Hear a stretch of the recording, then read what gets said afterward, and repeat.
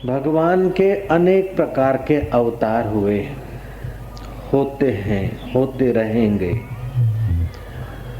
अव्यक्त निर्गुण निराकार कण कण में व्यापक जो चिद्घन चैतन्य है, उसको सब लोग सदा देख नहीं पाते। इसलिए भगवान अनेक रूप से, अनेक बार, अनेक निमित्त में भगवान प्रकट होते हैं, जिन्हें नित्य अवतार कहा जाता है। कई ऐसे अवतार होता है जिसको नैमित्तिक अवतार कहा जाता है। कुछ अवतार ऐसे होते हैं जिनको आवेश अवतार कहा जाता है। कुछ अवतार ऐसे होते हैं जिसको प्रवेश अवतार कहा जाता है, और कुछ अवतार ऐसे होते हैं जिन्हें अर्चना अवतार कहा जाता है। जयराम जी की जयराम जी बोला करो, कंजूसी मत करना। जयराम जी की आवेश अवतार, प्रवेश अवतार। जैसे प्रहलाद को मुसीबत पड़ी और प्रहलाद की भक्ति दृढ़ थी, तो हिरण्याकश्यप को ठिकाने लगाने के लिए भगवान का अवतार नरसिंह रूप में आ गए, और स्तंभ को आलिंगन कराने के समय भगवान का प्रवेश अवतार। रावण और कंस को निमित्त करके जो अवतार होते हैं वो नैमित्तिक अवतार होते हैं, और संतों के हृदय में प्रकट होकर भगवान समाज का जब मार्गदर्शन करते हैं तो उसे नित्य अवतार कहते हैं। कभी कबीर जी आए तो कभी नानक साहब आए, कभी हरिदास आए तो कभी मीरा आई, तो कभी गौरांग आए, तो कभी सुलभा आई, तो कभी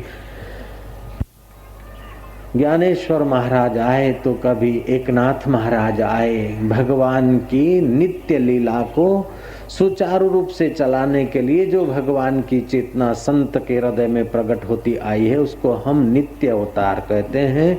और कंस आदि के बड़े ऑपरेशन करने के लिए जब भगवान प्रकट होते हैं तो उसको नैमित्तिक अवतार कहते हैं। और उस निमित्त आए हुए भगवान के अवतार का खास प्रयोजन होता है। परित्राणाय साधुनाम विनाशाय दुष्कृताम। साधु स्वभाव के लोगों की रक्षा करने के लिए और दुर्जनों को नाश करने के लिए भगवान युग युग में प्रकट होते हैं। तो श्री राम का अवतार मर्यादा पुरुषोत्तम, मर्यादा की विशेषता है। तो इस नैमित्तिक अवतार में भी कोई अवतार मर्यादा विशेष अवतार होते हैं, कोई आनंद विशेष, आह्लाद विशेष अवतार होते हैं। तो भगवान का एक श्री कृष्ण का अवतार जो है वो आनंद और आह्लाद का दान करने वाला अवतार है। इस अवतार में जन्माष्टमी होती है, उसके बाद राधाष्टमी आती 15 दिन के बाद। जन्माष्टमी का उत्सव पहले आता है और राधाष्टमी का उत्सव 15 दिन के बाद आता है। हकीकत में राधा 11.5 महीना पहले पृथ्वी पे आई है। श्री कृष्ण की उम्र से राधा की उम्र 11.5 महीना ज्यादा है। राधा के नाम को उल्टा दो तो हो जाएगा धारा, राधा धारा। अब इस अवतार ने राधा कृष्ण की जोड़ी दिखाकर हमारे जीवन में जो पति पत्नी की जोड़ी है, उस जोड़ी को परम पद की प्राप्ति कैसे हो, उसका मार्गदर्शन भी किया है इस अवतार ने। दो भाई मिलकर इतना एक दूसरे पर आकर्षित नहीं होते जितना पति पत्नी एक दूसरे पर आकर्षित हो जाते हैं। तो स्त्री में जो स्नेह शक्ति है और पुरुष में जो अनुशासन शक्ति है, इन दोनों शक्तियों का विकास, और इन दोनों शक्तियों का विकास करके दोनों ही भगवान के अभिन्न रूप है, ऐसा साक्षात्कार कराने का मार्गदर्शन देने वाला जो अवतार, उसको राधा कृष्ण अवतार बोलते। बोलो राधा कृष्ण भगवान की जय। हमारे अंतःकरण में चिद्घन चैतन्य आत्मा तो है। इस आत्मा की जो धारा है, इस धारा को जब संसार में हम बहा देते हैं, तो हमारी जो धारा है, हमारी जो चित्तवृत्ति रूपी राधा है, वो हमें इधर का उधर जन्म से जन्मांतर तक भटकाती। हमारी धारा को जब हम उल्टा देते और धारा को राधा बनाते हैं, जैसे हमारे चित्त में प्रेम का अंश है, उस प्रेम को अगर धन में लगा दें तो वो प्रेम लोभ बन जाता है। उस प्रेम को अगर कुर्सी या अपना अहंकार सजाने में लगा दें तो प्रेम झगड़ा खुरी पैदा कर देता है। इसी प्रेम को अगर हम परिवार के छोटे से दायरे में आबद्ध कर देते हैं तो वो मोह बन जाता है। और उसी प्रेम को जब हम व्यापक कर देते हैं, उसी धारा को जब हम व्यापक कर देते हैं तो वही धारा राधा बन जाती है। राधा का स्नेह 11.5 महीना पहले राधा आए, बाद में कृष्ण आए, उसका भी मतलब है। हम समझेंगे कि हमारे भक्त के चित्त की धारा पहले भगवान के लिए तैयारी करती है। भक्त की चित्तवृत्ति, भक्त की धारा, भक्त की राधा भगवान के अभिमुख होने को होती है। पहले बंदगी होती है, प्रार्थना पूजा होती है, तब भगवान प्रकट होते हैं। तो राधा 11.5 महीना पहले आई है, अर्थात तुम्हारी राधा को करीब साल भर पहले से भक्ति भाव में लगाओ तो तुम्हारे दिल में भी दिलबर प्रकट होने को तत्पर हो जाएगा। तो 11.5 महीने पहले क्यों? 2 साल पहले आ जाती, 5 साल पहले आ जाती, या 10 महीने पहले आ जाती, 9 महीने पहले आ जाती, 5 महीने पहले आ जाती, 11.5 महीने पहले राधा जी क्यों आए? जयराम जी तो बोलना पड़ेगा भाई। आपके शरीर में 5 कर्म इंद्रियां हैं और 5 ज्ञान इंद्रियां हैं। इसी से सारा चरखा चलता है शरीर का। आंख, कान, नासिका, त्वचा और जिह्वा ये ज्ञान इंद्रिय है। हाथ, पैर और ये कर्म इंद्रियां हैं। तो कर्म इंद्रियां, ज्ञान इंद्रियां 10 हुई और 11वां हुआ मन। ये 11 साधन आपके हुए और आपका भाव उधर को थोड़ा बहुत झुके तो भक्ति प्रारंभ होती है। और भक्ति प्रारंभ होती है तो भक्ति का जब फल मिलता है तब पूरा 1 डजन महीना, अर्थात 5 कर्म इंद्रियों, 5 ज्ञान इंद्रियों, 11वां मन जब लगता है तो बुद्धि भी 11.5 आधी उधर को होती है, आधी संसार को होती है। जब उधर को बुद्धि होती है तो भगवान जब प्रकट हो जाते तो बुद्धि भगवान में टिक जाती है। तस्य प्रज्ञा प्रतिष्ठिता, उसकी प्रज्ञा पर ब्रह्म परमात्मा में प्रतिष्ठित हो जाती है, जिसको कहते ब्रह्म ज्ञान, जिसको बोलते आत्म अनुभूति, जिसको बोलते मनुष्य जन्म का फल। किसी देश, नगर, जाति, संप्रदाय, कुल का नाप तोल उसके मकान दुकानों से निकालना ये शास्त्र और विद्वान पुरुषों को सहमत नहीं है। देश का बड़प्पन निकालना हो, जाति का बड़प्पन निकालना हो, कुल का बड़प्पन निकालना हो तो उनके पास बड़ी बड़ी गाड़ियां कैसी है, बड़े बड़े महल कैसे हैं, ये बड़प्पन बिल्कुल शुद्र चीजों का है। सच में तो बड़प्पन वह है कि वह देश, वह जाति, वह कुल अपने वातावरण में कैसे मनुष्य पैदा करता है, कैसे चित्त बनाता है। जैसे श्री कृष्ण के इर्द गिर्द छोटे जीवन में जीने वाले ग्वाल गोपियां तो थे, लेकिन श्री कृष्ण ने उनको कैसा बनाया, व्रज में वे लोग कैसे तैयार हो गए। श्री कृष्ण के जीवन में पद पद पे विघ्न और बाधा आए, लेकिन श्री कृष्ण ने जी कर दिखाया कि विघ्न और बाधा से डरने का जरूरत नहीं है। विघ्न और बाधाएं पैरों तले कुचलने की चीज है। बीते हुए विघ्न बाधाओं को भूल जाओ और वर्तमान को मुस्कुरा के जी लो और भविष्य के लिए विवल मत हो। भविष्य के लिए अपने चैतन्य स्वरूप में स्थित होकर प्राण बल, भाव बल, क्रिया बल को विकसित करके जीवन जीने की कला सिखाने वाला अवतार वही राधा कृष्ण का अवतार। राधा अपने आप में पूर्ण प्रेम स्वरूप है और कृष्ण अपने आप में पूर्ण प्रेम स्वरूप है। पति पत्नी का प्रेम जब देह के इर्द गिर्द आक्रांत होता है तो वो काम बन जाता है। संसारी प्रेम में प्रेम करने वाला सामने वाले को प्रेम नहीं करता, अपना स्वार्थ सिद्ध करता है। जब अपना स्वार्थ सिद्ध करने को प्रेम किया जाता है तो वो मोह हो जाता है, शोषण हो जाता है। अपने को सुख मिले इस भाव से अगर पत्नी पति को प्रेम करती है तो पति का तबीयत और पति का जीवन सूखा हो जाएगा। पति अपने सुख के लिए अगर पत्नी को प्रेम करता है तो पत्नी का जीवन भी ऐसे ही रूखा रह जाएगा। पत्नी के हित के लिए पति उसे प्रेम करे और पति के हित के लिए जब पत्नी प्रेम करती है तो पति और पत्नी की जगह पर राधा कृष्ण तत्व उनमें प्रकट होने लगता है। जितना जितना स्वार्थ त्याग होता है और परहित की भावना बढ़ती है उतना ही मोह अहंकार दूर होता है, प्रेम और उदारता का जन्म होता है। तो जब जब समाज में स्वार्थ परायणता बढ़ जाती है, मनुष्य मनुष्य को शोषण करके सुखी होने की बेवकूफी में लग जाते हैं, तब तब भगवान के किसी न किसी निमित्त से अवतरण पाए गए। जैसे अर्चना अवतार, अर्चना अवतार में भगवान भक्त के अधीन होते हैं। भगवान की मूर्ति की अर्चना करने वाला साधक जो भगवान को अर्पण करे पत्रम पुष्पम, उस पत्रम पुष्पम को जिस समय जिस नियम पर भक्त अर्पण करता है भगवान वो स्वीकारने को तत्पर हो जाते हैं, उसको बोलते अर्चना अवतार। जैसे धन्ना जाट कथा सुन रहा था, कथा कोई महान आत्मज्ञानी ब्रह्मज्ञानी गुरु के मुख से नहीं सुन रहा था।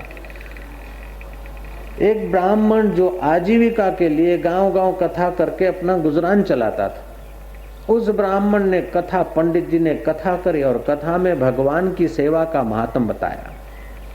कथा पूरी हुई, वो पंडित जब रवाना हो रहे थे, धान, कुछ चावल, कुछ आटा, कुछ गुड़, घी आदि सामान घोड़े पर लाद कर जब कथा पूरी करके विदा हो रहे थे गांव से, तो गांव के बाहर धन्ना जाट ने उस पंडित को रोका कि गुरु महाराज, आपने कहा है कि जो भगवान की सेवा नहीं करता, भगवान को भोग नहीं लगाता, वो जो खाता है वो पाप खाता है, तो आप मेरे को भगवान दे दीजिए। बोले मेरे पास भगवान नहीं।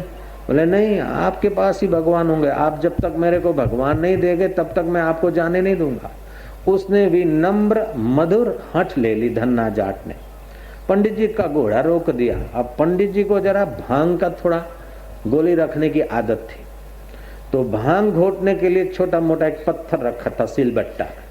पंडित ने देखा कि ये जाट है, अनपढ़ा जाट पढ़ा जैसा और पढ़ा जाट खुदा जैसा, तो ये जाट ने हठ लिए, छोड़ेगा नहीं। अब क्या करे, जान छुड़ाने के लिए भांग घोटने का जो सिलबट्टा था वो सिलबट्टा दे दिया। बोले ये है ठाकुर जी। बोले अब इसको कैसे खिलाना, कैसे करना ये भी बताओ। बोले नहाकर नलइयो और खिलाकर फिर खाइयो। सिलबट्टा अर्पण करके पंडित तो जान छुड़ा के घोड़े को भगा दिया। अब वो धन्ना जाट बचपन में बाप तो देव हो गए, माँ और बेटा 1.5 एकड़ जमीन उसकी जुताई आदि करके गुजारा करता था। एक रोटी उसके हिस्से आती थी, एक रोटी माँ के हिस्से आती थी। पंडित जी ने कहा कि ये ठाकुर जी है। गीता ने कहा है श्रद्धावान लभते ज्ञानम, श्रद्धा एक बड़ा हथियार है। श्रद्धा में इतनी ताकत है कि त्रिभुवन पति को भी प्रकट कर देती है। और श्रद्धा तो सबको रखनी ही पड़ती है। कोई रुपयों में श्रद्धा रखता है, तो कोई कीर्ति में श्रद्धा रखता है, तो कोई ड्राइवर पे भी तो श्रद्धा रखनी पड़ती है।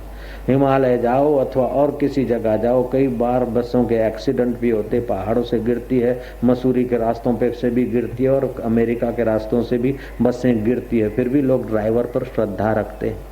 हवाई जहाज के पायलट पर भी श्रद्धा रखनी पड़ती है। हमारे बाप ये हैं, उस पर भी हमने सुनकर श्रद्धा रखी, हमारे बाप पर भी श्रद्धा रखनी पड़ती है। माँ ने बताया कि तेरा पापा है जयराम जी की, तो बाप पर श्रद्धा रखनी पड़ती है, जाति और कुल पर श्रद्धा रखनी पड़ती है। चाय बनाने वाले नौकर पे भी श्रद्धा रखनी पड़ती है कि दूध जूठा नहीं होगा, जयराम जी की। और इंजेक्शन मारने वाले कंपाउंडर पर भी श्रद्धा रखनी पड़ती है कि ये 30 रुपये वाला हमारा इंजेक्शन है, वही भर के मारा है, डिस्टिल वाटर नहीं होगा, इंजेक्शन ही होगा। हालांकि कई बार ऐसा वैसा भी होता है। बसों के एक्सीडेंट हो जाते हैं फिर भी हम दूसरे ड्राइवर पर श्रद्धा रखते और मुसाफरी करते हैं। हवाई जहाजों के एक्सीडेंट हो जाते हैं, क्रैश हो जाते हैं विमान, फिर भी हम हवाई जहाजों में बैठकर यात्रा करते हैं।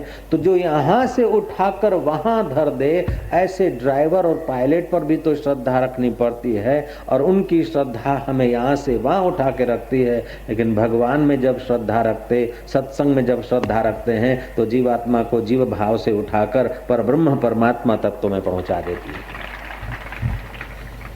श्रद्धावान लभते ज्ञानम तत्पर संयते इंद्रियः। जो श्रद्धालु है वो आत्मज्ञान को उपलब्ध होता है। मेरा अमेरिका में जब तीसरी बार प्रवचन हुआ तो वहाँ के लोग बोलने लगे कि महाराज अब हम समझे। चार्टर्ड प्लेन में एक जगह प्रवचन करके फिर दूसरी जगह, तीसरी जगह, तो एक दिन में 1500 माइल पर अलग अलग जगहों पर 3-3, 4-4 सत्संगों का आयोजन। तो लोगों को बड़ा कुछ, कई लोगों को बहुत आनंद आया तो पीछे पीछे घूमे। और एक आदमी ने मेरे को कहा कि बाबा जी अब हम समझे कि लाइफ में फेथ अनिवार्य, इम्पोर्टेंस है, श्रद्धा जरूरी है। मैं क्या अभी आप लोग पूरा नहीं समझे। केवल श्रद्धा अनिवार्य नहीं, श्रद्धा तो गलबा वाघरी को भी है, डेकला बजाकर डबुक डबुक करता रहता है। श्रद्धा तो मुल्ला को, मौलवियों को, पंडितों को, ब्राह्मणों को, माइयों को, भाइयों को, सबको है। श्रद्धा तो करोड़ों करोड़ों आदमियों को है। लेकिन कृष्ण जिस श्रद्धा की बात करते हैं, वो श्रद्धा अगर जगमगा जाए तो जीवन की शाम होने के पहले जीवनदाता की मुलाकात हो जाए। वो कौन सी श्रद्धा है कि श्रद्धावान लभते ज्ञानम तत्परः संयते इंद्रियः। श्रद्धा हो, फिर श्रद्धेय को पाने के लिए, उस तत्व को पाने के लिए, उस धारा को, राधा को उल्टा दो तो धारा बनाने के लिए, वृत्ति बनाने के लिए थोड़ी तत्परता हो, और तत्परता के साथ थोड़ा सा संयम हो, तो कुटुंबी शमशान में छोड़ने जाएं उसके पहले हम राम में पहुंच सकते हैं। ये बाहर की आंख बंद हो जाए उसके पहले हमारी भीतर की आंख खुल सकती है। 11.5 महीने तो राधा जी ने बहुत दे रखे, वरना 6 महीने भी देती तो काम चल जाता। ऐसे लोग हैं जिनको 6 महीने में परम पद की प्राप्ति हो गई। ऐसे लोग भी हैं जिनको 7 दिन में परम पद की प्राप्ति हो गई। परीक्षित को पता चला कि मृत्यु अनिवार्य है, 7 दिन में मरना है। श्रद्धा भगवान में थी, तत्परता और इंद्रिय संयम में लग गए।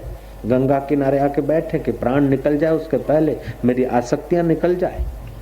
और सुखदेव जी महाराज आए, परीक्षित ने ऐसी कथा सुनी, ऐसे तत्पर होकर सुनी कि महाराज दूसरे लोगों को कथा सुनने का पुण्य हुआ, थोड़ी शांति मिली, थोड़ा ज्ञान मिला, लेकिन परीक्षित को परमात्मा का साक्षात्कार मिल गया। सुनने वाले तो सब थे, लेकिन परीक्षित की श्रद्धा, तत्परता और इंद्रिय संयम, ये तीनों साथ में था। तो मैंने अमेरिका के साधकों को बताया कि श्रद्धा तो जरूरी है, अच्छी है, लेकिन श्रद्धा के साथ 2 चीजें और भी अनिवार्य है। धन्ना जाट में तत्परता भी थी, इंद्रिय संयम भी था। उस सिलबट्टे को, भांग घोटने के पत्थर को नहलाया ठाकुर जी समझकर।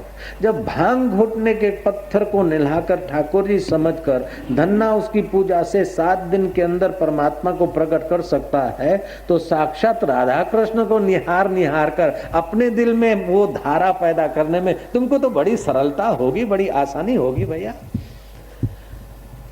धन्ना जाट नहाकर नहलाते हैं। अब खिलाकर खाने की बात आई तो ठाकुर जी के आगे रोटी रखते, एक रोटी अपने हिस्से की, ठाकुर जी आदि तुम खा लो। ठाकुर जी के आगे रोटी रख के आंखें बंद करके प्रार्थना करते कि आ जाओ मेरे मोहन, मेरे गिरधर गोपाल, मेरे कृष्ण कन्हैया लाल, आओ जाओ मेरे कन्हैया, आओ ठाकुर जी। गोपियां तो मक्खन मिश्री भी खिलाती थी, लेकिन मैं तो धन्नो जाट हूँ, मेरे पास तो कहीं नहीं अंदाता, ए रोटी है आदि खाए जो, अदारे मत ही खाए जो वो भी आदि खाना, ज्यादा मत खाना। लेकिन ठाकुर जी आदि भी खाने को नहीं आए, पूरी भी खाने को नहीं आए, देखने तक नहीं आए। 1 घंटा 2 घंटा 4 घंटा बीत गया, बार बार देखे आंखें खोल के फिर।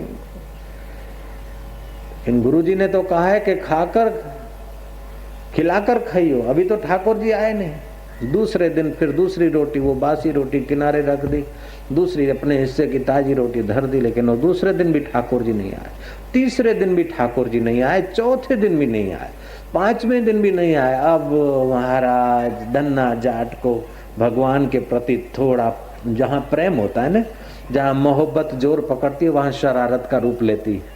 पहले पहले जो मित्राचारी होती है ना, दोस्ती तो बड़ा अदब से बात करते, क्यों जी फलाने जी, क्यों जी सेठ जी, चलेंगे कैसा। अब बाद में अरे चल रहे यार, ग्राहकी होती रहती, चाय पी, चल उठ, हाथ पकड़ के उठा देते हैं। जहाँ मोहब्बत जोर पकड़ती है वहाँ शरारत होती है। तो यहाँ इनकी श्रद्धा ने जोर पकड़ा है तो शरारत का रूप लिया श्रद्धा ने, कि तुमको पंडित जी मेवा मिठाई खिलाते थे उसीलिए उनके खाते और मुझ गरीब की रोटी नहीं खाते।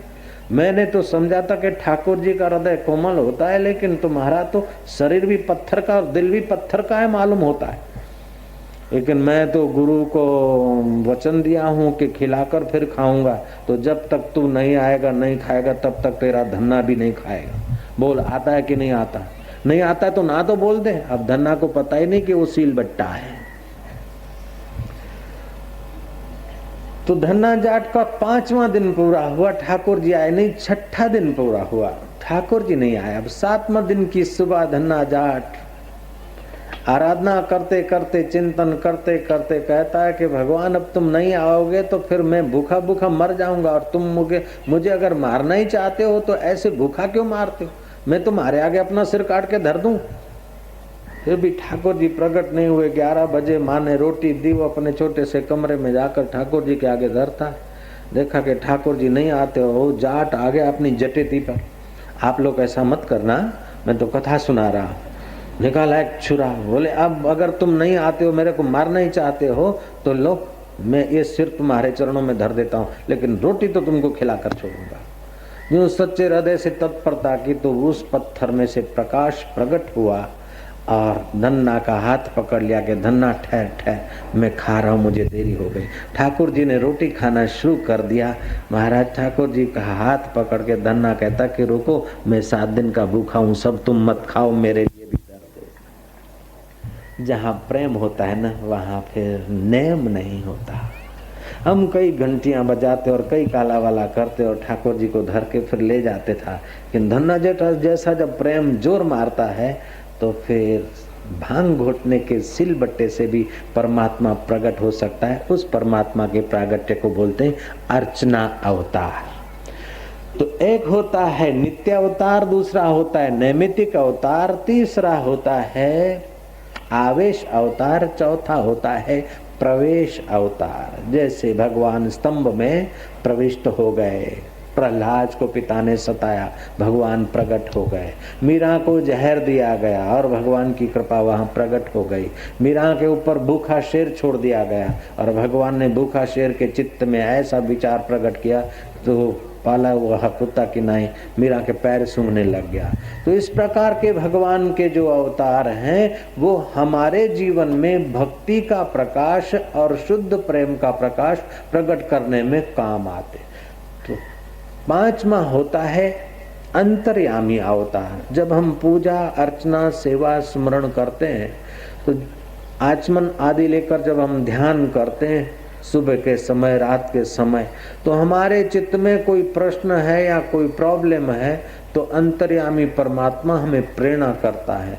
जो अंतर्यामी चैतन्य हमें प्रेरणा करता है और वो प्रेरणा हमारे काम क्रोध आदि विकारों से रहित की हो, हमारा अहम न हो, सचमुच में हम परमात्मा के ध्यान में डूब गए हों, अथवा तो भगवान या भगवान के प्यारे किसी संत की दुआ हुई हो, हमारी कुंडलनी शक्ति जागृत हुई हो और हम उसके अनुसार ध्यान करते करते जब तन्मय हो जाते हैं तो हमें दिव्य प्रेरणाएं होती हैं। उस दिव्य प्रेरणाओं को महापुरुषों ने और शास्त्रों ने कहा है कि प्रेरणा अवतार। तो भगवान का लीला अवतार, प्रेरणा अवतार, नित्य अवतार, नैमित्तिक अवतार मनुष्य जाति के लिए अत्यंत कल्याणकारी है, क्योंकि मनुष्य ही हंस सकता है, दूसरे पशु पक्षी हंस नहीं सकते।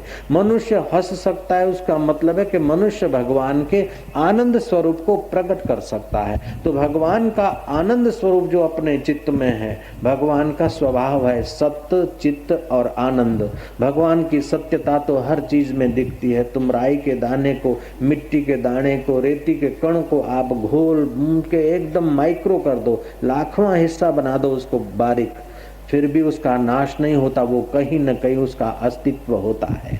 तुम्हारे आंखों से तो रेती का दाना ओझल हो जाएगा, लेकिन वो उसका अस्तित्व रहता है।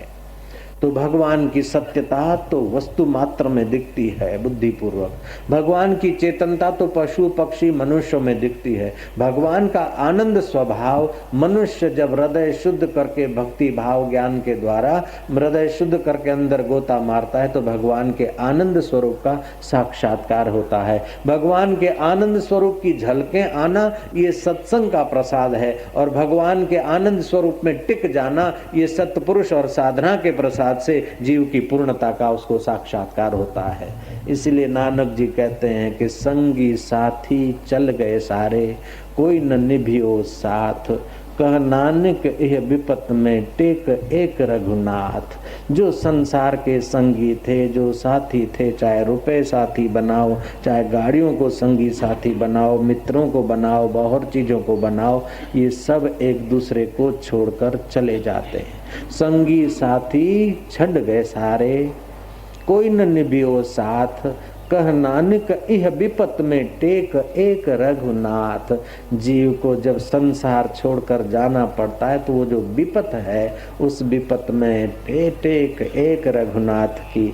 जो मित्र थे, जो स्नेही थे, जो अपने मिलने वाले थे, जिनको देखकर स्नेह पैदा होता था, वे सब एक एक होकर संसार से चले जाते हैं। फिर भी तुम्हारा चैतन्य राम अथवा कृष्ण वो नहीं जाता है। अब उसी कृष्ण तत्व की उपासना करने के लिए अपनी धारा को राधामय बनाओ। तो भगवान एक हिस्से में कृष्ण के रूप में प्रकट हुए हैं तो दूसरे हिस्से में राधा के रूप में प्रकट होकर हमें ये भगवान शिक्षा देते हैं कि तुम्हारे जीवन में भी, पति पत्नी के संबंधों में भी, मित्र मित्र के संबंधों में भी स्वार्थ त्याग करके जब प्रेम को प्रगटाओगे तो तुम्हारी भी धारा राधा बन जाएगी। ये राधा बनाने के लिए, अपनी धारा को राधा बनाने के लिए कीर्तन भी एक सहयोगी साधन है। भागवत में श्री कृष्ण औधव को कहते हैं और गीता में श्री कृष्ण अर्जुन को कहते हैं। सततम कीर्तयन्तो माम, ये अर्जुन को कहा है और भागवत में श्री कृष्ण ने औधव को कहा है वाग गदगदा द्रगते यस्य चित्तम। जो कीर्तन करते करते, ध्यान भजन करते करते जिसकी वाणी गदगद हो जाती है, वाग गदगदा द्रवते यस्य चित्तम हसति क्वचित। कभी वो कीर्तन करते करते अंदर की प्रेमा भक्ति, अंदर की धारा, अपने चित्त की राधा उसकी प्रेममय प्रकट होने लगती है। हसति क्वचित रुदति भिक्षणम, कभी रोता है कभी हंसता है। उद्गायन्ति वी लज्जे, कभी वो गाता है, गुनगुनाता है, चाहे कैसी भाषा, भाव अपना प्रकट करता है। एक बार भीम को भगवान के प्रति प्रेम पैदा हो गया और रात्रि को 12 बजे गाना शुरू कर दिया। भीम जब गाना शुरू कर दे तो सोचो भीम का गाना भी तो भीम होगा। भीम का गाना सुनकर, वो पवन पुत्र भीम का आवाज सुनकर कुंता जी भी जगे, नकुल सहदेव भी जगे, अड़ोस पड़ोस के लोग भी जगे। कुंता जी ने समझाया कि बेटे भले तेरे को प्रेम पैदा हुआ है लेकिन इस समय गाया नहीं जाता। बोले माँ, जिसको गाने का शौक होता है ना उसका रोना भी गाना बन जाता है, जयराम जी की। और जिसको रोने का शौक होता है ना उसका गाना भी रोना हो जाता है। तो अभी तो मेरे को भगवान के प्रति प्रेम हुआ, तुम रोको मत। बोले मैं रोकती तो नहीं हूँ बेटा, लेकिन सबकी नींद टूट जाएगी और सब नाराज होते हैं। तेरे को अगर प्रेम पैदा हुआ है ना तो कहाँ जाके एकांत में। अब भीम को एकांत माना तो भीम का तो शरीर भी वैसा, जाना भी ऐसा, तो कुछ दूरी चले गए, गांव के बाहर चले गए एकांत में। भीम ने अपना गाना शुरू कर दिया। भीम देखता कि मैं इतना सुंदर गा रहा हूँ फिर भी कोई फरमाइश करने वाला नहीं, कोई वाह करने वाला नहीं, ताली बजाने वाला नहीं। भीम के मन में थोड़ा सा दुख जैसा हो, क्योंकि मेरा भजन, मेरा गीत कोई सुनता नहीं, अकेले में गा रहा हूँ इतना मीठे मीठे शब्दों में। बारीकी से देखा कि एक आदमी पेड़ की ओथ में खड़ा खड़ा सुन रहा है। भीम को तसल्ली हुई कि कम से कम एक आदमी इस मध्य रात को मेरे को सुनने को तो आया। भीम ने कहा कहो भैया कौन हो, कैसे? मेरा आवाज सुनकर आया? कि बिल्कुल तुम्हारा आवाज सुनकर आया। बोले अच्छा तो कैसा, मेरा गाना कैसा लगा? बोले गाना वाना तो हम समझते नहीं है, लेकिन तुम्हारा आवाज सुनकर आए। बोले आवाज सुनकर आए तो आवाज मीठा लगा, क्या हुआ कुछ तो बताओ। उसने बोला मैं बताऊंगा तो जरा मेरे को डर लगता है, आप वहीं खड़े रहना। उस धोबी ने बताया कि मैं जात का धोबी हूँ, आज शाम को मेरा गधा खो गया था और खोजते खोजते मैं थक गया और सो गया था, तुम्हारा आवाज समझकर मैं उसको यहाँ खोजने आया।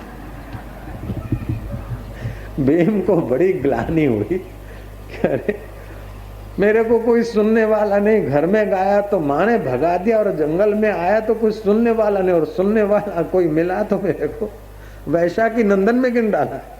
अरे भगवान मेरी कोई कीमत ही नहीं। चित्त में भगवान के लिए प्रेम था, स्वर चाहे कैसा भी था, लेकिन अंदर में भगवान के लिए भाव था। थोड़ी देर में वहां दूर से कोई प्रकाश पुंज दिखाई दे रहा है। धोबी तो कहकर भाग गया, लेकिन थोड़ी देर में देखा कि दाहिनी ओर से प्रकाश पुंज दिखाई दे रहा है। उस प्रकाश पुंज में भगवान नटवर नागर कृष्ण कन्हैया बंसी बजैया बिंद्रावन की कुंज गलियों में, साधकों की दिल की गलियों में, भक्तों की दिल की गलियों में जो प्रकट होने वाला आनंद कंद परमात्मा है, जो निमित्त अवतार लेकर आया है अंतर्यामी परमात्मा, वो मुस्कुराता हुआ बंसी का स्वर गुंजाता हुआ आ रहा है। भीम ने प्रणाम किए। कृष्ण बोलते कहो भीम कैसे हो? बोले कैसे क्या, हमारा तो जीवन में कोई कीमत ही नहीं। बोले नहीं, तेरा गीत सुनकर मैं आया हूं भागा भागा द्वारका से। बोले मेरा आवाज सुनकर तो धोबी आया था, ऐसे ढंग से तो आप नहीं आए। बोले नहीं, धोबी को स्वर का पता नहीं, धोबी को तेरी श्रद्धा का पता नहीं, लेकिन मेरे को तो तेरी श्रद्धा का पता है ना। आप पूजा करते, सेवा करते, अर्चना करते, किसी को पता हो चाहे ना हो, सेवा करने की विधि का आपको भी पता हो चाहे ना हो, लेकिन आपके भाव का पता आपके परमात्मा को बिल्कुल पहले पड़ जाता है। इसीलिए आपका अखबारों में नाम आ जाए तो भी ठीक है, और नहीं आए तो कोई चिंता की बात नहीं है। आपको कोई भक्त कह दे तो ठीक है, और कोई अभक्त भी कह दे तो चिंता की बात नहीं। आपको कोई सज्जन कह दे तो भी कोई अच्छा है, और अगर सज्जन की जगह पर और कुछ कह देता है तो भी चिंता की बात नहीं। तुम्हारा अंतर्यामी तुम पर राजी है कि नहीं? तुम्हारा दिलबर तुम पर राजी है कि नहीं? अगर तुम्हारा अंतरात्मा, तुम्हारा दिलबर तुम पर राजी है तो तुम्हारी पूजा, तुम्हारी अर्चना, तुम्हारी सेवा स्वीकार हो गई है। सब लोग तुम्हारी वाह वाह करते हो, लेकिन हृदय में अंदर आनंद नहीं, हृदय में मस्ती नहीं, हृदय में भीतर के गीत नहीं है, तो बाहर की वाहवाही। नानक जी बोलते हैं, संगी साथी चल गए सारे, कोई न निभियो साथ, कह नानक इह विपत में टेक एक रघुनाथ। तो कम से कम अपनी धारा को राधा बनाने के लिए ये राधा कृष्ण मंदिर के दर्शन करते करते अंतर्यामी परमात्मा के दीदार की इच्छा करके जीवन को धन्य बना ले। ऐसा मैं चाहता हूँ साधकों के जीवन का कोई दृष्टिकोण होना चाहिए। कुछ लोग ऐसे होते हैं कि रुपयों में इतने उलझे होते हैं कि बस सुबह सुबह बस दुकान मकान है। कुछ ऐसे होते हैं कि घर के फर्नीचर को सजाने और संवारने में लग जाती है माइयाँ।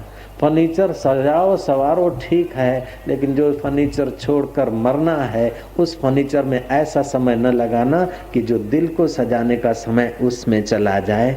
कभी कभी मंदिर के प्रांगण में आकर बैठना, तो कभी मंदिर में ठाकुर जी के सामने बैठकर एक टक नजर लगाते लगाते कह देना कि हमारी भी धारा अब राधा के रूप में प्रकट हो जाए। हे राधा कृष्ण भगवान, हमारी जीवन की शाम हो जाए, उसके पहले हे जीवन दाता हमारी चित्त शक्ति, हमारी कुंडलनी शक्ति, हमारी राधा की शक्ति जो है जागृत हो जाए, ताकि कृष्ण तू प्रकट हो जाए। भगवान आते नहीं, भगवान आते नहीं, भगवान तो हमारे पास हमारे साथ मौजूद है।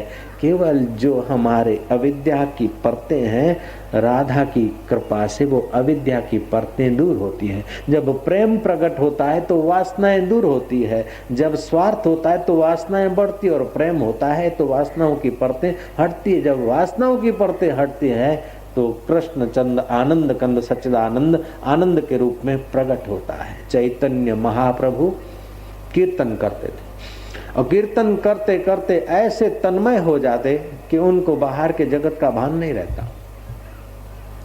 एक बार किसी गांव से और जगह जा रहे थे, रास्ता भूल गए, पगडंडी भूल गए और जंगल में पहुंचे। जंगल में पहुंचे तो जंगल में कीर्तन के वाइब्रेशनों से ऐसा जंगल का वातावरण भी मनोरम्य हो गया कि वहां के पशु भी उनके कीर्तन नाद में और साज में झूमने लगे। तो भगवान के अंतर्यामी अवतार को प्रकट करने के लिए हमारे जीवन में कीर्तन की आवश्यकता है। भगवान के नित्य और नैमित्तिक अवतारों से फायदा लेने के लिए भगवान के शास्त्र को सुनना और सुनाना और भगवान के प्यारे संतों के वचन सुनकर हमारे जीवन का रास्ता तय करना, ये भगवान के भिन्न भिन्न अवतार हमारी भिन्न भिन्न आवश्यकताओं के लिए बार बार होते रहते हैं। तो जैसे इस सूरत नगरी में खटाखट और संचय का धंधा तो खूब ज्यादा है, प्रवृत्ति तो खूब ज्यादा है, साधन सामग्री तो खूब है, लेकिन साधन सामग्री के साथ साथ अगर जीवन में साधना नहीं होगी तो साधन सामग्री के मोह में आदमी का जीवन पतित हो जाएगा। साधन बढ़े, आवश्यकता शरीर की आवश्यकता बढ़े तो साथ साथ में आत्मा की आवश्यकता का साधन भी मिलना चाहिए। और ये पंजाबी समाज का और लोगों का, पटेल समाज का, मनुष्य समाज का ये सौभाग्य है कि तापी के तट पर राधा कृष्ण मंदिर तुम्हारे चित्त की धारा को राधामय बनाने में सहयोगी होगा। इस निमित्त हम थोड़ी देर कीर्तन करेंगे, बाद में फिर सत्संग का प्रसाद पाएंगे। मैं बोलूंगा मधुर मधुर नाम, तुम बोलोगे हरि हरि ओम। जब हरि शब्द हम बोलते हैं तो इसमें दो अक्षर है, ह और र। हकार और रकार के आंदोलन से हमारे नाभि के नीचे जो मूलाधार केंद्र है उसमें वाइब्रेशन पैदा होते हैं और ओमकार से हमारी जीवन शक्ति ऊर्ध्वगामी होती है। सारे मंत्रों में ओमकार सर्वश्रेष्ठ मंत्र माना गया और ये ओमकार की खोज करने के लिए ऋषियों ने एकांतवास में कंदमूल आदि आहार करके अथवा पवन पर रहकर कई वर्षों तक तपश्चर्या करके भगवान के वास्तविक स्पंदन को ओमकार के रूप में महापुरुषों ने पाया। इसलिए ओमकार हर मंत्र के आगे, मानो मंत्रों का माई बाप है ओमकार। अब गायत्री माता को रिझाना है तो ओम भूर्भुवस्व जपना होता है और कृष्ण को रिझाना है तो ओम नमो भगवते वासुदेवाय और शिव जी को रिझाना है तो ओम नमः शिवाय और सूर्य नारायण को रिझाना है तो ओम सूर्याय नमः, रवये नमः, ओम खगाय नमः, ओम अलकाय नमः, ओम भास्कराय नमः। और गणपति को रिझाना है तो ब्राह्मण देवों को तुमने सुना, ओम गणानाम पदे गुंगवाहा निधि पदे गुंगवाहा ओम यज्ञेन यज्ञमय जंत देवाः स्थानि धर्माणि प्रथम ओम शांति शांति शांति। तो ओमकार ये स्वाभाविक भगवान का स्फुरण है। जैसे बर्फ का स्वभाव शीतल होता है और अग्नि का स्वभाव उष्ण होता है, ऐसे तुम्हारे चिदघन चैतन्य परमात्मा का स्वाभाविक ध्वनि ओमकार से मिलता जुलता है। इसीलिए बच्चे जब पैदा होते हैं तो नर्स अथवा दाई और बात की चिंता ज्यादा नहीं करती, चिंता इस बात की करती कि बालक रोता है कि नहीं रोता। अगर नहीं रोता है तो उसको चुन्नी मारती, थप्पी मारती, उसको उसका रुदन चालू कराती। रुदन चालू करने से उसकी चेतना का विकास होगा और रक्त वाहिनियों में, मस्तिष्क में और सब जगह रक्त का संचार ठीक से होगा, कोई अंग डिफेक्ट नहीं रहेगा। तो पहले पहले बालक जब संसार में आता है तो उस संसार में आने वाले बालक का आवाज अगर गौर से देखा जाए, चाहे किसी जाति का हो, पंजासी हो, पंजाबी हो, गुजराती हो, लेवा पटेल हो, देवा पटेल हो, अमीन हो, सिंधी हो, अमेरिकन हो, कैनेडियन हो, मोम्बासा को हो और अफ्रीका का हो, कहीं का भी हो, लेकिन बालक का पहला आवाज जब संसार में आता है तो बालक के रुदन से पहला ध्वनि ओमकार की निकलती है, वाँ वाँ वाँ वाँ। और जी भर के संसार में बहलता फैलता जब बूढ़ा होता है, अस्पताल में पड़ा होता है, हकीम डॉक्टर इलाज करते और उसे कोई आराम नहीं होता, तभी भी उस बुढ़े का आवाज देखो तो ओमकार से मिलता है। चदरिया तान कर क्या बोलता है वो, उसे रिलीफ मिलता है।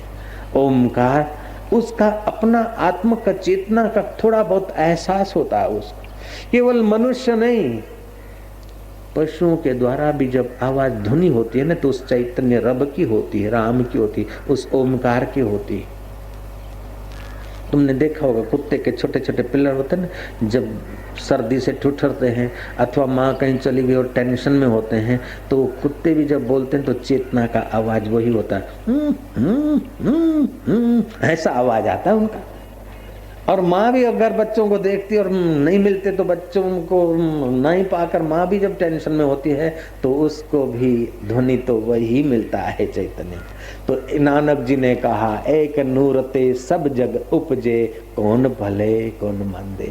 भलाई और मंदाई तो बुद्धि और मन का खेल है। काला और गोरा होना ये चमड़े का खेल है। मोटा या पतला होना ये मांस का खेल है। लंबा या ठिंगड़ा होना ये हड्डियों का खेल है। और क्रोधी या शांत होना ये मन का खेल है। इन सब खेल को खिलाने वाला चैतन्य राम एक ही परमात्मा है।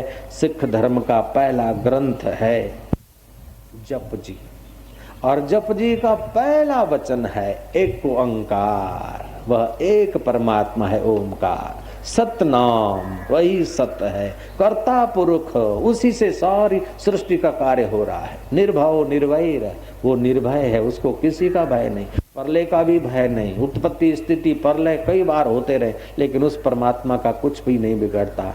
तो ये सत्संग तुम्हें ये सुनाता है कि वो परमात्मा अभी कह रहे हो, सत्संग और साधना का रास्ता मिल जाए तो वो परमात्मा वो नहीं, फिर ये परमात्मा, और थोड़ी साधना और हुई तो ये कहने वाला उसी में डूब जाता है और परमात्मा का साक्षात्कार हो जाता है।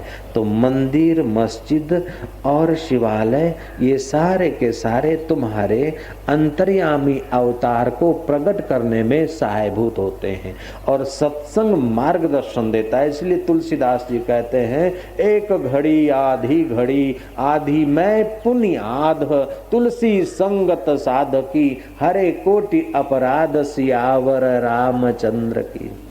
सत्संग में जाने से एक एक कदम उठाकर हम सत्संग की जगह पे पहुंचते तो एक एक यज्ञ करने का फल होता है। और भगवान गीता में कहते हैं, यज्ञानाम जप यज्ञो अस्मि। यज्ञों में कई प्रकार के यज्ञ होते हैं, उन सब यज्ञों में भी जप यज्ञ मैं हूँ। और भागवत में कहा है कि कीर्तन करते करते जो भाव विभोर हो जाते हैं, तन्मय हो जाते हैं, ऐसे जो भक्त हैं मेरे, हे उद्धव, वे खुद तो पवित्र होते हैं लेकिन दूसरों को भी पवित्र करते हैं। गीता में कहा है, सततम कीर्तयन्तो माम, जो मेरा सतत कीर्तन करते हैं। सतत कीर्तन का मतलब है जो मेरा कीर्तन करके मेरी चेतना की कीर्ति करते हैं। चलता है पंखा लेकिन लाइट का पता है, जलता है गोला लेकिन लाइट का पता है, बजता है माइक लेकिन लाइट का पता है, बनती है बर्फ लेकिन कृपा लाइट की है। ऐसे अनेक रूपों में, अनेक रंगों में, अनेक कर्मों में जिसकी सत्ता है, उस सत्ताधीश का पता चल जाता है, वो आदमी का सतत कीर्तन रहता है। वो खुली आंख जगत में जगदीश्वर को निहारता है। जैसे भिन्न भिन्न इंस्ट्रूमेंट में आप लाइट का ज्ञान है तो आपको सतत लाइट का स्मरण रहता है, ऐसे भिन्न भिन्न व्यवहारों में लाइटों की लाइट जो चैतन्य परमात्मा है उसका ज्ञान हो जाए तो आपको संसार में राजा जनक की नाई जीवन मुक्ति का पद मिल सकता है। दुनिया में खूब कमाया, बोले टाइम नहीं है, टाइम नहीं, लेकिन ये बात सुन जा भैया, दुनिया में खूब कमाया, क्या हीरे क्या मोती, मगर क्या करे यारो, कफन में जेब नहीं होती। कफन में जेब नहीं होती, कफन में तो यहीं बस सब पूरा हो जाता है। कितना भी कमाओ छोड़कर चला जाना पड़ता है, लेकिन भक्ति की कमाई साथ में चलती है। तुमने सुना होगा, हमने तो बहुत सुना है कि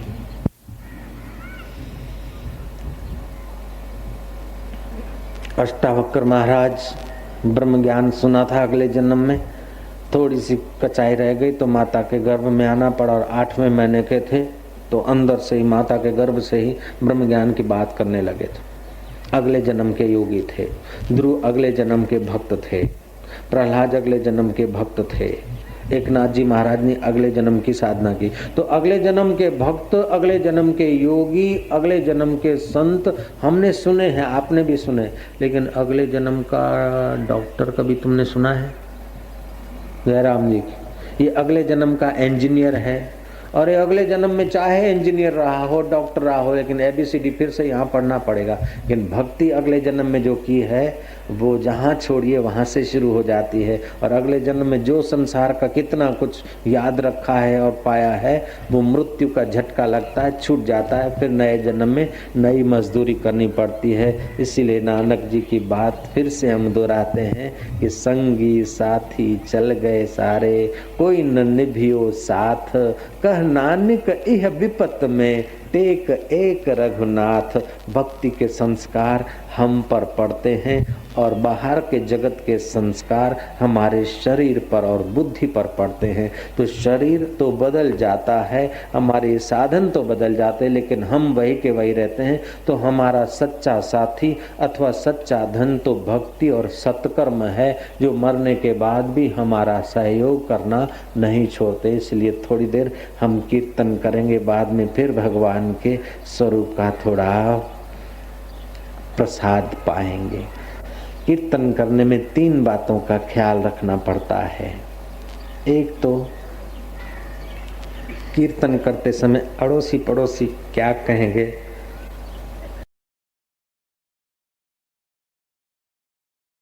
उसकी चिंता छोड़ देनी पड़ती है। दूसरी बात, कीर्तन में मैं भगवान का हूं, भगवान मेरे हैं।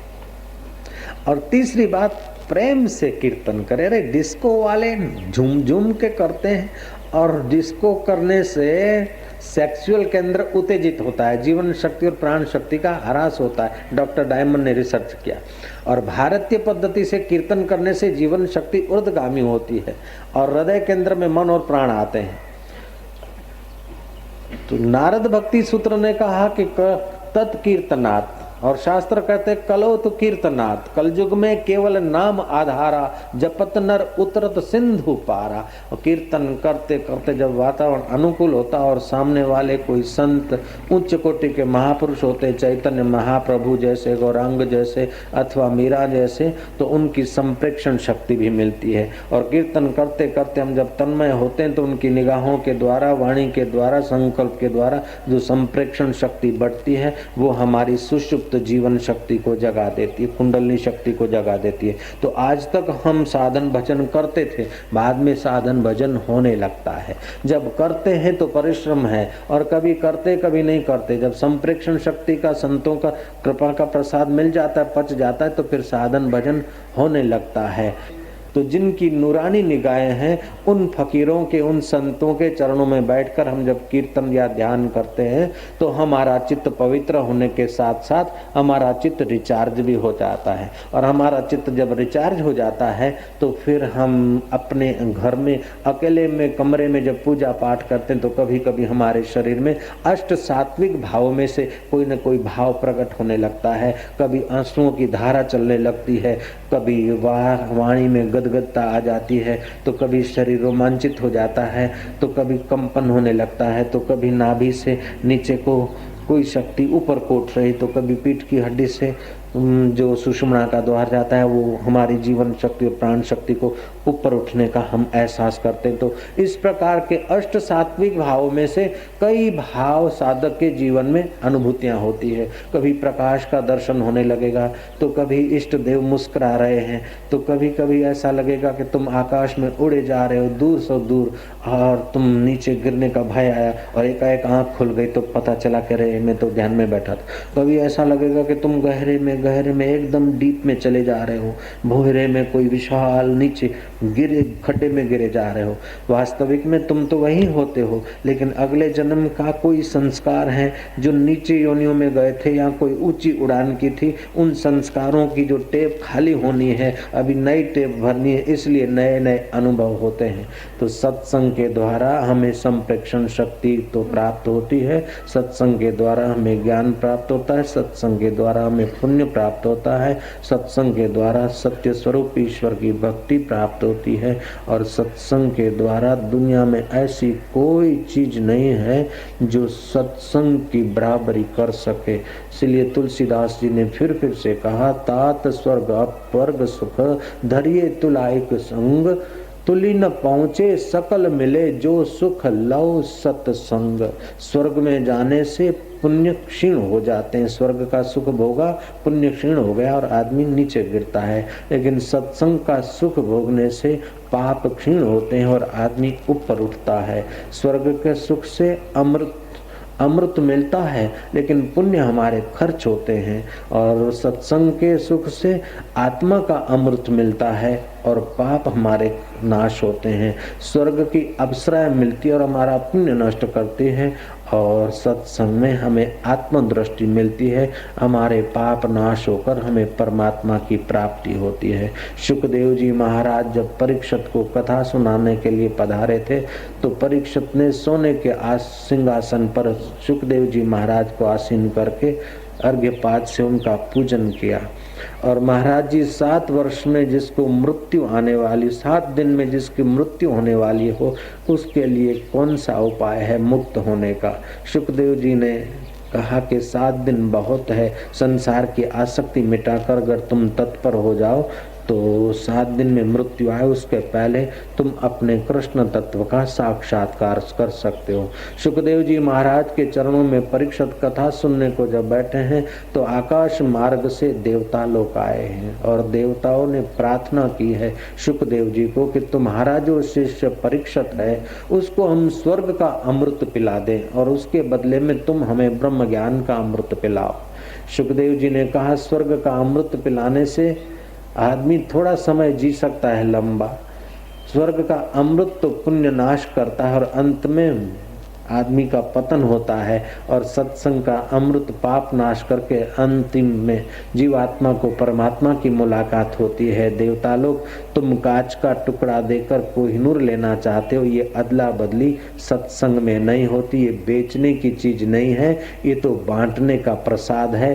तुम अधिकारी नहीं जो सौदाबाजी कर रहे हो, मैं तो सत्संग का अमृत परीक्षित को पिलाऊंगा। देवताओं को सुखदेव जी महाराज ने इनकार कर दिया।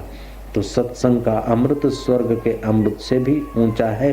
स्वर्ग का अमृत तो खारे सागर को मंथन करने से निकला था, और सत्संग का अमृत तो संत जब भगवान में गोता मारते हैं, शास्त्र प्रकट होते हैं, संत जब भगवान तत्व में विराज कर भगवत भाव में एक होकर श्रोताओं के कल्याण की भावना करके जब वाणी बोलते हैं तो वो सत्संग हो जाता है। तो ऐसा सत्संग और हरि कीर्तन जिस संस्था के द्वारा हम लोगों को प्राप्त हो रहा है, उस संस्था की भगवान लंबी आयु करे, लंबी समझ दे और ऊंची समझ ऊंची दृष्टि दे कि ऐसी संस्था के निमित्त बार बार समाज को सत्संग और हरि नाम का कीर्तन मिलता रहे। हम मिलकर हरि को प्यार करते करते हरि नाम के कीर्तन में पावन होंगे। कीर्तन करने से बहुत फायदे होते हैं। हरि नाम का कीर्तन करने से हकार रकार का उच्चारण करने से मूलाधार स्वादिष्टान केंद्र में एक वाइब्रेशन पैदा होते हैं जो आपके रक्त के कणों को भी पावन करते हैं। दूसरी बात, आप कीर्तन जब करते हैं तो आपका भाव केंद्र, भाव शरीर का विकास होता है। हरि नाम हकार और रकार का मंत्र हमारे ऐहिक जीवन को और आध्यात्मिक जीवन को दोनों को पावन करता है। इसलिए भगवान ब्रह्मा जी ने श्री कृष्ण के मंत्र के साथ हरि नाम को जोड़ दिया और राम जी के साथ हरि नाम को जोड़ दिया। हरे राम राम राम हरे हरे, हरे कृष्ण कृष्ण कृष्ण हरे हरे। तो ये हरि नाम और ओमकार हमारे जीवन की सुषुप्त शक्तियों को जगाने के लिए, पाप नाश करने के लिए, रक्त के कणों को पावन करने के लिए और नस नाड़ियों को शुद्ध करने के लिए, शुद्ध में शुद्ध जो परमात्मा का प्रेम है हमारी धारा को राधा के रूप में प्रकट करने के लिए हरि नाम कीर्तन हमारे लिए बहुत बहुत हितकर है। तो हम खूब स्नेह से, श्रद्धा से, अहोभाव से थोड़ी देर कीर्तन में तन्मय होंगे।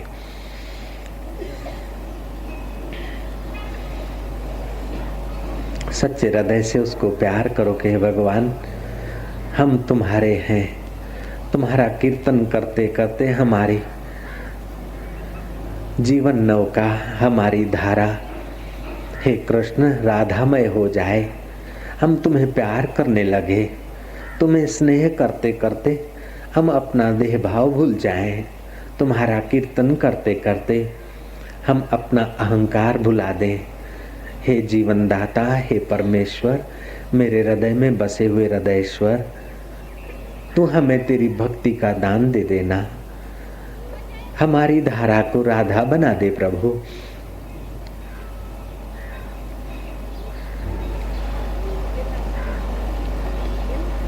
उसे थोड़ी देर के लिए स्नेह करते जाओ। जो तुम्हारे साथ है, तुम्हारे दिल की धड़कनें चला रहा है, उसी में से तुम्हारी धारा उठ रही है। उस धारा को प्रेममय बना दो तो राधा हो जाएगी, तो फिर कृष्ण देव, आत्मदेव प्रकट हो जाएंगे।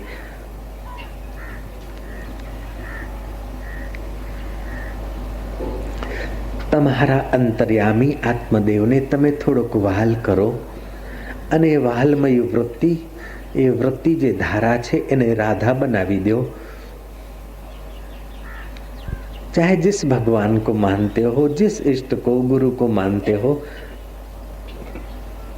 तुम सच्चे हृदय से थोड़ा सा प्यार उसको करो। और प्यार करते करते अभी कीर्तन करेंगे तो अपनी धारा को राधा बना देंगे। राधे राधे राधे श्याम से मिला दे। हे हमारी चित्तवृत्ति, हे हमारी धारा, हमें हमारे आत्मराम से मिला दे, हमारे चैतन्य श्याम से मिला दे। संसार की खूब चीजें देखी, खूब भोगा, जिस शरीर से खाया पिया भोगा वो शरीर एक दिन मिट्टी में मिल जाएगा। शरीर मिट्टी में मिल जाए उसके पहले मेरे पाप मिट्टी में मिल जाए और मेरा दिल तुझ में मिल जाए, ऐसी तू दया करना मेरा इष्ट देव, मेरे परमात्मा। हरि ओम।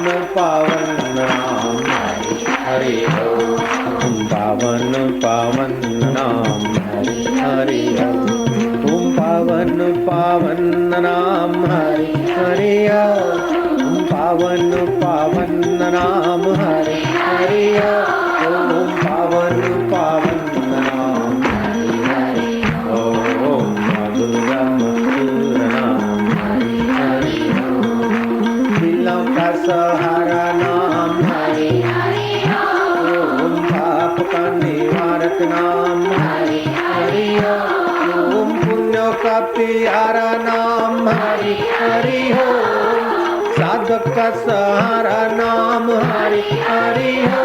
ओम कली का किनारा नाम हरि हरि हो।